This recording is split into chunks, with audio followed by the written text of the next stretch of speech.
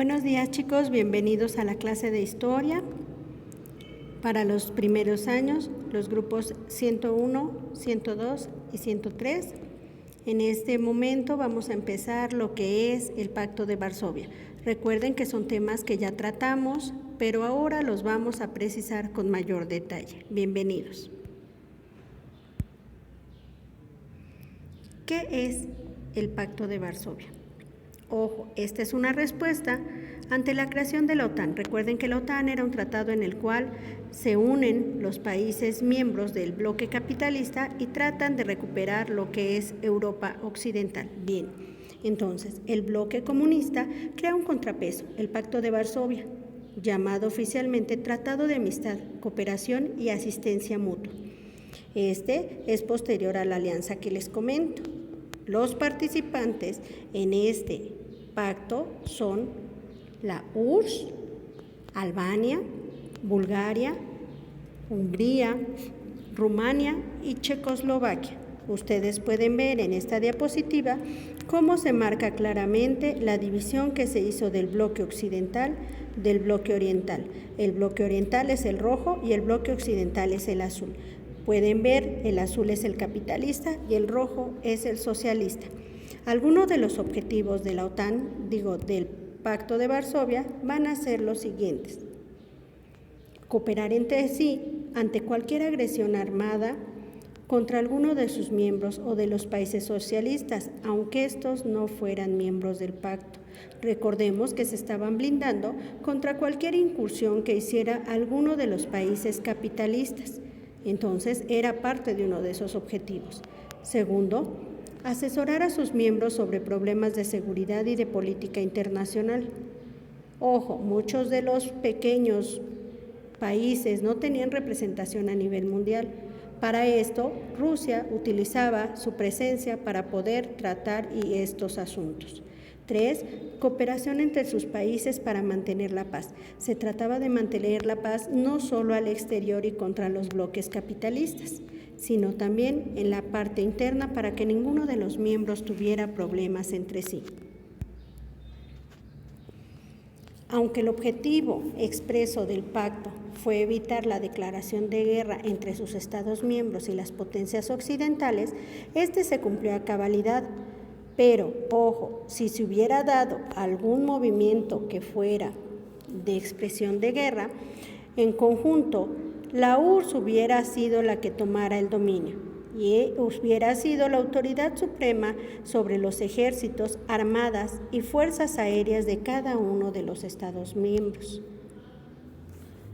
El pacto tenía dos problemas. Acuérdense que yo siempre les he dicho que la historia oficial o historia con H mayúscula te dice una cosa, pero también está la historia con H minúscula.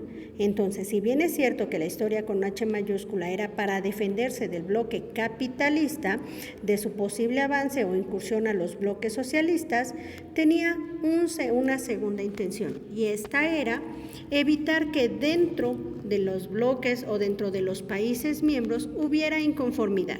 El pacto servía como un control militar de la URSS sobre los países dentro de él. Si bien es cierto que eran todos integrantes de este pacto, no todos tenían el mismo poderío. Y esto se demuestra con dos ejemplos claros. Uno es la represión que sufre el pueblo húngaro cuando intentan tener mayores libertades. Esto es en 1956. Un ejemplo más es la Primavera de Praga, donde pueblo y gobierno checoslovaco reclamaban a Rusia mayor autonomía. Esta envía tanquetas y a sus soldados para desaparecer toda cuestión disidente. Los fines del pacto, chicos, acuérdense que tanto la OTAN como el Pacto de Varsovia fueron muy importantes para equilibrar las dos grandes potencias y evitar un enfrentamiento bélico.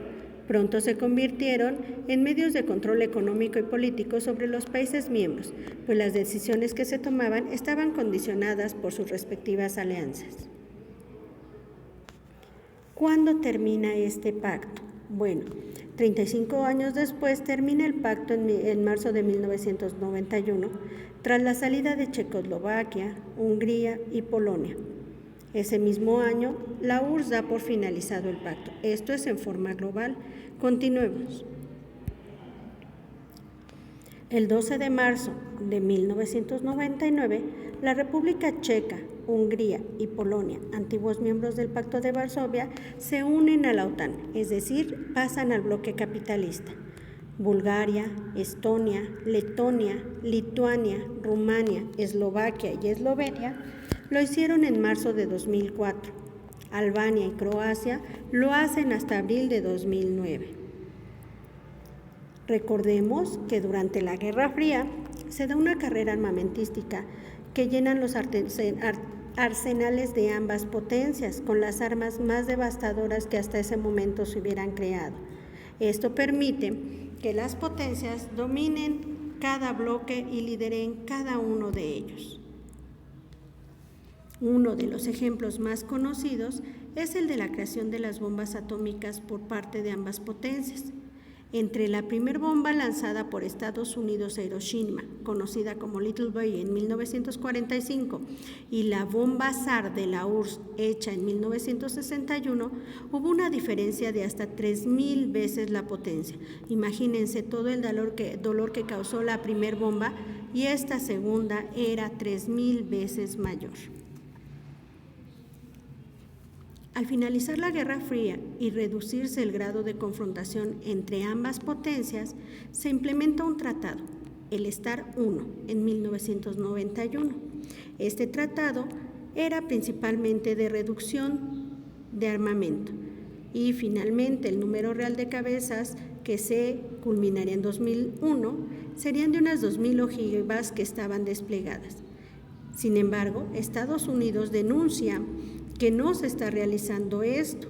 Entonces, esto impide la ratificación del START II, con el cual se hubiera visto reducida 2,000 cabezas de ojivas nucleares. El desarme que se realiza fue principalmente a cargo de un organismo que se creó después de la Guerra Mundial, la ONU. La ONU formó un organismo para el desarme que garantizara la paz mundial. Su tema como un objetivo internacional era la reducción de armamento de cualquier país. Este fue la UNIDIR, el Instituto de las Naciones Unidas para la Investigación del Desarme, y fue establecido hasta 1980. La Asamblea General de las Naciones Unidas lo creó para informar a los estados y a la comunidad mundial sobre cuestiones de seguridad internacional. Su objetivo primario fue el desarme en la Guerra Fría, pero después se queda para seguridad internacional, para ayudar con los esfuerzos de desarme a fin de facilitar el progreso hacia una mayor seguridad y desarrollo social para todos. La OIAA, este organismo empezó a funcionar en Viena en 1957, en noviembre del mismo año.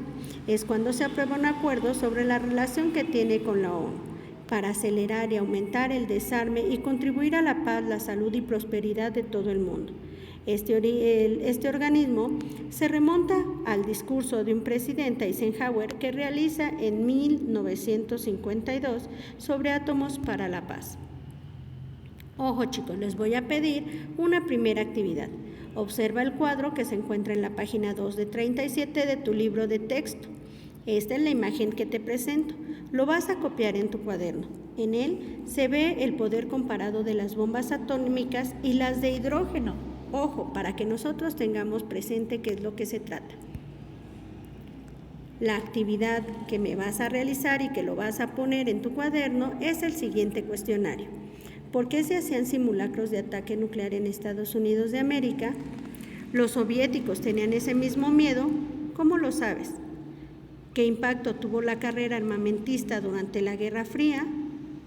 ¿Sirve a la humanidad contar con bombas nucleares? Aquí vas a responder sí, no. ¿Y por qué? Aquí lo analizamos. Entonces responde claramente. Te pido que hagas un resumen del tema y que lo plasmes en tu cuaderno. Por el día de hoy sería todo y les agradezco.